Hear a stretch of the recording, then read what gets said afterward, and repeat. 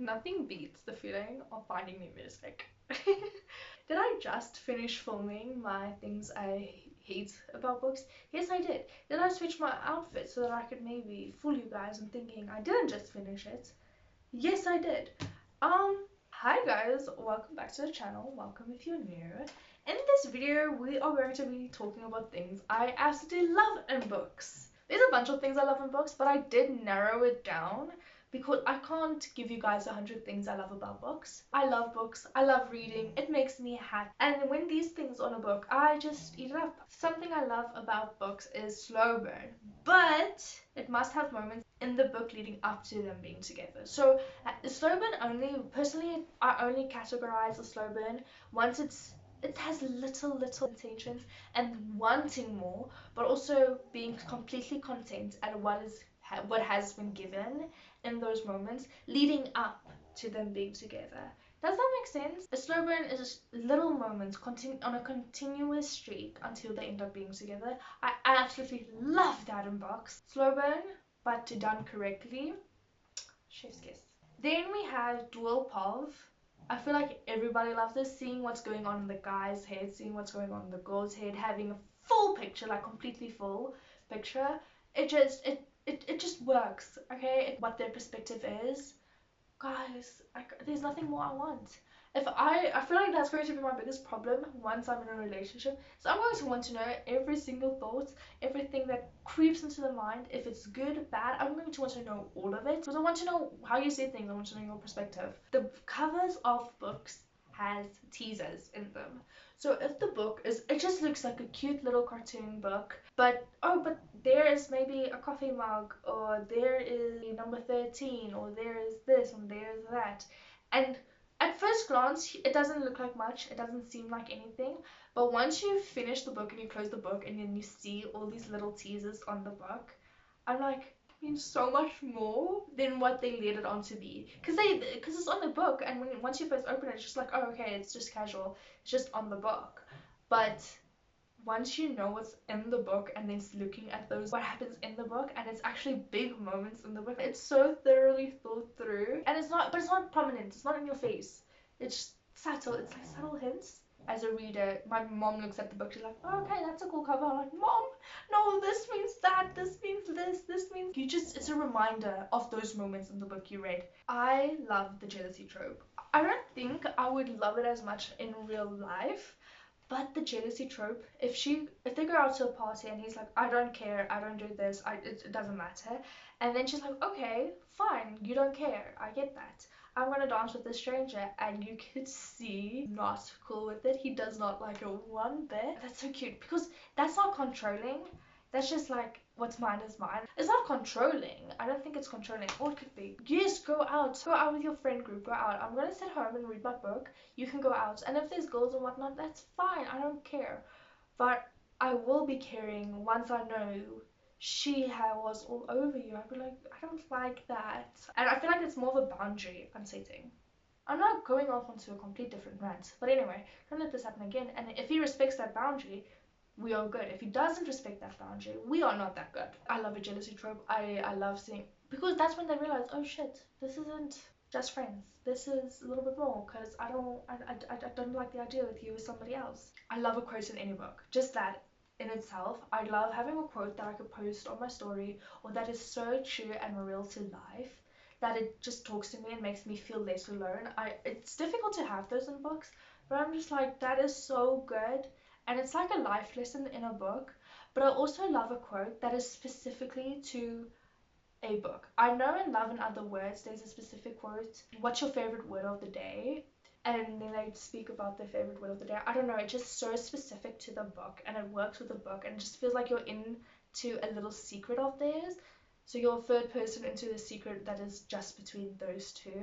I don't know, I find that extremely cute. It's true to their relationship. Something I also really like is if I can correlate a song to a book, to a scene in the book. A song perfectly describes a book scene, not the book, but a book scene. I feel like Dress by Taylor Swift does have a lot of books that has the same vibe to Dress in it, but if I could listen to the song while I'm reading it, I don't know, it just goes so cohesive with one another that I can picture it and I'm there and I'm just like, this works so perfect. I also like it when they have cute but not cringy nicknames.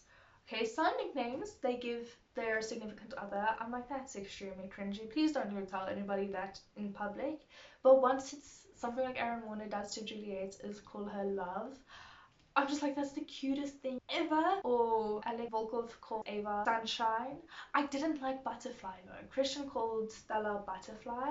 I didn't like Butterfly, but I liked Sunshine. And especially Rice Larson calling Bridget Princess because she is Princess. It wasn't he didn't call her princess because she was literally a princess. He called her princess because she was everything to him. She was his princess. And I don't know if that makes any sense because she was a princess, but the way the nickname just worked, especially also her, because she never called him Rice. She called him Mr. Lawson. Miss, yeah, Mr. Lawson.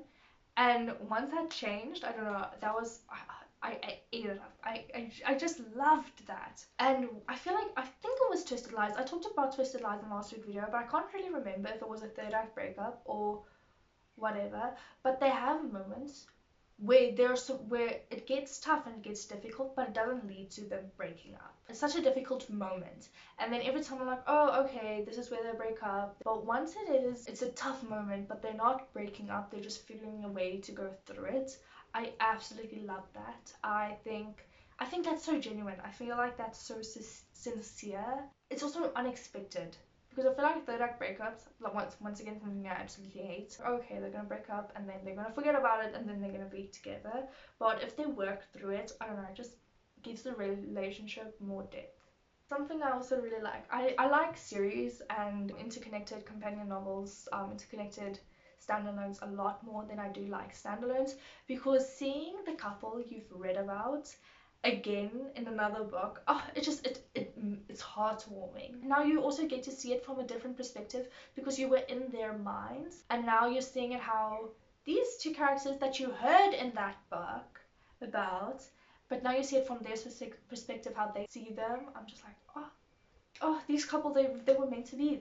Hearing about a couple from the start and then finally also getting to read them near the end, I was just like building up anticipation and wanting to read about how they end up together or what happens there, or oh my goodness, that's a plot twist or something, something, something. I was like, I need to read that. I need to read that series because I want to get to the end book, because in book one they mentioned the last couple and I need to know what's going on with them. And finally reading about them, I don't know, it just hits the right spot. Seeing couples you've already read about, especially if it's a good couple and you miss them because you have a book hangover, and then going on through the books and then seeing them brought back up into the book and you're like, oh my goodness, it just brings it brings a nostalgic feeling. I absolutely love when men defend women. It doesn't even have to be his goal, it doesn't have to be someone he wants to date, but if somebody is being rude and talking down onto a female and he goes, excuse me,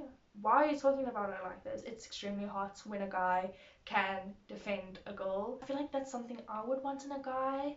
Let's just take my sister for example. If a guy is being rude to my sister, I would immediately jump onto that guy. I'd be like, excuse me, why are you doing that? But having a man, not that I'm a damsel in distress, but having a man being able to see, okay, somebody's really rude to my, I'm going to stand up for her. And I just feel like that's my man. I'd be so happy to call that person my man. I'm talking about a lot about me correlating this to real life and who I am as a person. I don't know if I should be doing that. Something I also absolutely love is titles in chapters. In Seven Husbands of Evelyn Hugo, with every single husband, this isn't a spoiler, in every single husband, the husband has like a title on top of it. So it says Paul Ernie Diaz or Gullible Mac Bryan. I don't know who that is. Or my favorite one being Goddamn Don Adler. I don't know, it gives you a little bit of insight of what's going to happen in the chapter, but it's so little information that you're excited to see. By husband number 7, she said disappointing Max someone. And I'm like, damn it, I don't want him to be disappointing. I really wanted this to work. A little teaser of what's happening in the chapter without giving anything away. It definitely is something I really, really, really, really, really tend to like in a book. Something I absolutely love is when it's friends to lovers. and she finally, or he finally comes to a realization, and then the other character says, "Thank you for noticing. I've been in love with you this entire time." I know, I think it's better than the movies. I'm just like, yeah, I was so naive. I was so naive. But I'm glad we ended up here, and that I don't know, I just that line, it just works. Especially it's one point of view. You read the story, and you read the story, and then it switches to his POV, and you see why he did all that. That would be such a great book. If there's this type of book out there, please comment it down below, please. Like with all of these tropes and all these things I'm saying that I love in a book, if you have a book that corresponds to these things, please comment it down below. I would absolutely love to read it. Her POV, point of view the entire time, and then it just switches to his point of view. And then you can see why he has been doing all those things.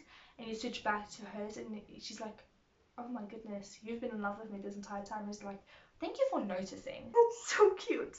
Because how did I not notice this? Then I love anything italicized. If anything is written in bold, or it is italicized, or I don't know, it's just written in a different way, it's so good usually. I'm just like, because it emphasizes on passion, especially if it's also texts or emails or anything like that. I'm just like, I love it because it's italicized and I'm supposed to love it. Or even if it's them, they're not saying anything out loud, but it's italicized, so they're basically internally screaming it. Most of us will agree with this, but any book that is capable of evoking any emotion, whether that be anger, if a book makes me cry, y'all, I I know I'm gonna love it. This is why I read books, because it makes me feel this way. The book makes me want to physically and loudly scream because of how frustrated I am, in a good way.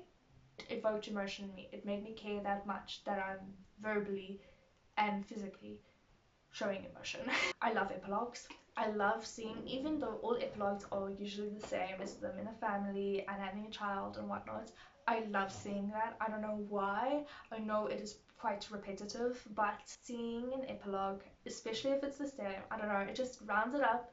I want to, because I know mentally, I know it's going to happen, but just reading it and seeing how they have a child and being together, oh, it's just it makes me happy. It just rounds the story off.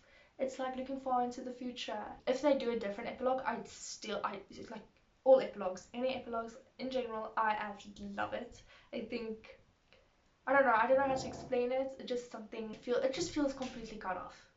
You know, there's not going to be a next book, and that's okay because they have their happy little family. And then I like short chapters in long books. The book could be 1,000 pages long, but if there's a chapter at the end of every 5 pages, I I'm okay. I'll read that 1,000 page book long, and I would feel like I've made so much progress. Obviously, we all know this by me by now. If you guys haven't seen my tropes I love in books, I love banter, I love witty comments, I love teasing, I love, I don't know, like a cute mean and academic rivals probably. I absolutely, I love it. I love feeling the tension. I love seeing the banter. I love being like, oh, that was such a witty comment. And seeing if I could actually add this to my day-to-day life is something I need in every book. If you want me to keep me to be hooked in a book, just have that, and I'd be completely fine. I'd be completely happy. I wouldn't want or need anything else. I've got my witty banter, and my little heart has been made. And then I love fake dating, and especially when it's at that moment where the lines are getting blurry, you just know. You just know they're about to overthink it. They're about to think, oh, I don't see it this way anymore, but they do. And I'm an overthinker myself, so I probably overthink it, but seeing it from the third perspective, and we're like, ah, you guys both feel the same, but none of you guys want to admit anything because I wouldn't have admit anything. So it's like music to the soul. It is okay. And then I love it when a girl is getting ready and then she comes out and you can see well, you can't see, but the book describes a visual response from the guy. He is taken completely aback about how pretty she looks and how she's just wearing that dress as pretty as she could. And I don't know, it just it you it makes me also happy, like, yeah, she does look pretty, doesn't she? And there's good pacing in books. This is okay. And then last but definitely not least, I absolutely like it when there's good pacing in a book and it's not forced. So they're just not, so they're trying to get from a point A to point B, but sometimes they force it so that it gets like very short and like you took all the fun parts out of the book. Scrap that and we can drag it out a little bit, but not drag it out so much, you know? But I do like a good paced book. Sometimes it's too dragged out, sometimes it's too forced, but there is a sweet spot. I like a good paced book. And I feel like that's pretty much it. Not that complex. It's pretty easy, and I feel like most books do have some kind of aspect of the things I do love in a book. I hope you guys enjoyed this video.